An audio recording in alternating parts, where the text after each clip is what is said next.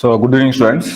So நம்ம start பண்ணலாமா? So கடைசியாக ஒரே ஒரு டாபிக், தகவல் உரிமை, ஆர்டிஐ. ஓகேவா? தகவல் அறியும் உரிமை சட்டம் அக்டோபர் 12, 2005 நடைமுறைக்கு வருது. இந்த 4 இதையும் வந்து படிச்சு வச்சுக்கோங்க. ரொம்ப இது இல்லை, ஒரு 2-3 ஸ்லைடு இருக்கோங்க, ஃபுல்லாகவே படிச்சிருக்கோம். ஓகேவா? 3 ஸ்லைடு தான், எல்லாத்தையும் வந்து கொஸ்டின் முடிச்சு கேட்பாங்க. ஆல்ரெடி நம்ம பார்த்தோமா, எங்க ஆர்டிகல் 19ல பார்த்தோம், அப்படிதானே? அக்டோபர் 12, 2005 நடைமுறைக்கு வருது.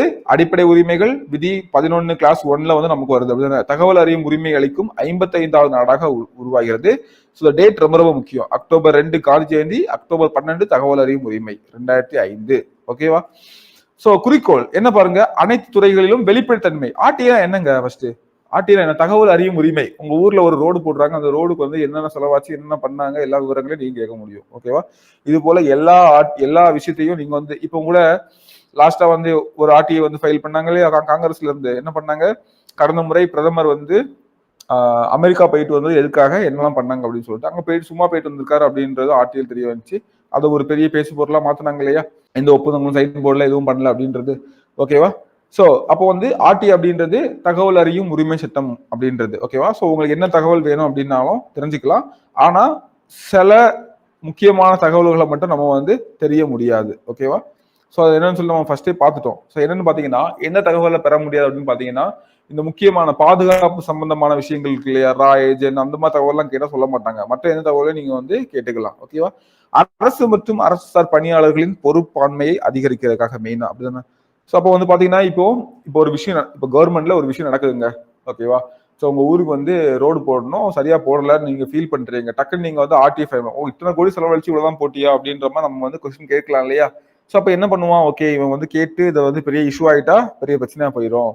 ஓகேவா? நம்ம எதுவும் தெரியாதுன்னு சொல்லிட்டு நம்ம பாட்டுக்கு பண்ணிட்டு போயிட முடியாது. ஓகேவா? அப்போ ஒரு வெளிப்படைத்தன்மை இருக்கும். அப்போ அரசு பணியாளர்கள் கொஞ்சம் பொறுப்பா வந்து செயல்படுவாங்க. ஓகே, சோ நீங்க வந்து இப்போ ஆர்டிஐ ஃபைல் பண்ணீங்கன்னா 30 நாளைக்குள்ள கொடுக்கணும். அப்படி தெரிவிக்கல அப்படின்னு பாத்தீங்கன்னா சம்பந்தப்பட்ட அதிகாரிடம் அபராத கட்டணம் வசூலிக்கப்படும். ஓகேவா? உங்களோட வேலை கூட போவதற்கான வாய்ப்பு இருக்குது, மீண்டும் பண்ணல அப்படின்றப்ப. 30 நாட்களுக்குள்ள தகவலை தெரிவிக்க வேண்டும். ஓகே, ஞாபகம் வச்சுக்கோங்க. நிகில் தேவ், அருணா ராய் 2 போட்டோ ஸ்கூல் புக்ல போட்டிருப்பாங்க. இவங்க வந்து தகவல் அறியும் உரிமை சட்ட செயல்பாட்டாளர்களாக செயல்பட்டு வருவாங்க. ஓகேவா? சோ இப்போ பாத்தீங்கன்னா மத்திய தகவல் ஆணையம், மாநில தகவல் ஆணையம் இரண்டும் செயல்படுது. ஸோ ரெண்டுமே ஆர்டிஐ ஆக்டை பேஸ் பண்ணி தான். ஆர்டிஐ ஆக்ட் பிரிவு 12 பேஸ் பண்ணி மத்திய தகவல் ஆணையம், ஆர்டிஐ ஆக்ட் பிரிவு 15 பேஸ் பண்ணி மாநில தகவல் ஆணையம் வந்திருக்கும். ஓகேவா? ஸோ வந்து பாத்தீங்கன்னா ரெண்டுமே குடிமையியல் நீதிமன்றத்துக்கு இணையானது. என்ன சார் குடிமையியல் நீதிமன்றம்? சிவில் கோர்ட் இருக்கு இல்லையா, so equal to civil court நான் வச்சுக்கோங்க. ஓகேவா? கிரிமினல் கோர்ட்டோட இதெல்லாம் கிடையாது. ஸோ அப்போ அமைப்பு இங்க யாரெல்லாம் இருப்பாங்கன்னா, ஒரு தலைமை தகவல் ஆணையர், 10க்கும் மேற்படாத, ஓகேவா, 10க்கும் மேற்படாத மெம்பர். ஓகேவா? 1+10க்கும் மேற்படாத மெம்பர்கள். அதிகபட்சமா அப்ப நமக்கு எத்தனை இருக்கலாம்? 1+10. ஓகே, அதிகபட்சமா மேக்சிமம். ஓகேவா? இது வந்து மேக்சிமம் இருக்கலாம். இங்கே அதே மாதிரிதான் தலைமை தகவல் ஆணையர் பிளஸ் 10க்கும் மேற்படாத தகவல் ஆணையர். ஓகேவா? நியமனம் இங்க குடியரசுத் தலைவர், இங்க ஆளுநர். பதவிக்காலம் 5 ஆண்டுகள் 65 சேம். இடைநீக்கம் குடியரசுத் தலைவர். ஓகேவா? எதுவுமே டிஃபரெண்ட் இல்லை. ஜஸ்ட் இதை மட்டும் பார்த்துக்கிட்டா போதுமானது. ஓகேவா? ஸோ ரொம்ப ஈஸியான ஒரு பாட்டு, அதனால ஜஸ்ட் ஃபேக்சுவல் பாட்டு தான். இந்த நம்ம பார்த்த இந்த ஃபேக்சுவல் பாட்டு எல்லாமே நமக்கு வந்து கொஸ்டின்ல இருக்கும். அதனால இதை மட்டும் நம்ம வந்து பார்த்துருக்கோம். ஓகேவா? ஸோ என்ன டவுட் இருந்தாலும் கேளுங்க. பாலிட்டி இதோட நிறைய பெறுது. மீதியில பெண்டிங்கான உங்களுக்கு வந்து பார்ட்ஸ், அதுக்கப்புறம் வந்து பாத்தீங்கன்னா இந்த பெண்கள் மேம்பாடு தொடர்பாக ஒரு விஷயம் இருக்கும். ஸோ அதுக்கு மட்டும் ஒரு சின்ன ஃபேக்ட்ஸ் உள்ள நோட்ஸை கொடுக்குறேன், அதை மட்டும் ரீட் பண்ணிக்கோங்க. முடிஞ்சா நம்ம இன்னொரு கிளாஸ்ல அதை பற்றி லைட்டாக பார்க்கலாம். ஓகேவா? தேங்க்யூ. அடுத்த கிளாஸ் நமக்கு வந்து பார்த்தீங்கன்னா ஹிஸ்ட்ரி ஆரம்பிப்போம்.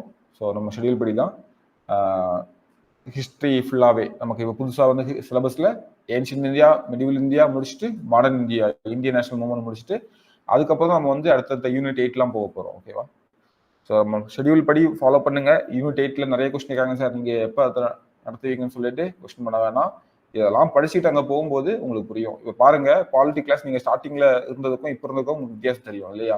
நான் இப்போ வந்து நிறைய விஷயங்கள் சொல்ல உங்களுக்கு புரியும் இல்லையா? ஸோ அதே மாதிரி கொஞ்சம் கொஞ்சமாக கரெக்டான லெவலில் நம்ம போயிட்டு இருந்தோம்னா எல்லாமே ஈஸியாக இருக்கும். ஸோ நான் மீதியை வந்து நெக்ஸ்ட் கிளாஸில் பார்க்கலாம். தேங்க்யூ.